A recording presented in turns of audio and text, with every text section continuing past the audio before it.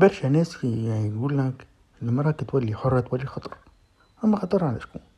علاش الحرية متاع المرأة تقلق العباد؟ شنو اللي يخوف فيها بالضبط؟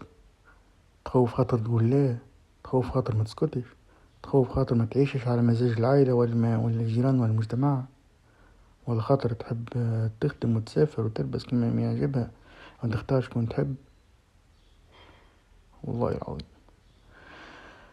المرأة الحرة توجع، مش خاطرها غلطة، أما خاطرها تعري الحقيقة اللي برشا الناس ما يحبوش وجهها. المرأة اللي تفكر وتحكي وتقول راية من غير خوف تقلق الرجال اللي ما يعرفوش يتحكم كيف في الناس الضعف. تقلق الأم اللي تربط على الطاعة وتحب أنت تكمل في نفس السلسلة. تقلق السياسي اللي الحرية متاع المرأة تهدد سلطته.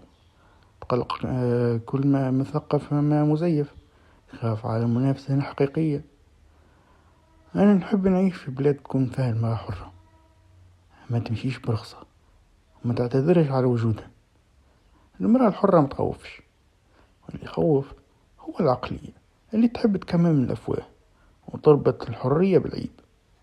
وانتي كانك من الناس اللي تخاف منها أسر روحك. علاش؟ شيني في الحرية يقلقك.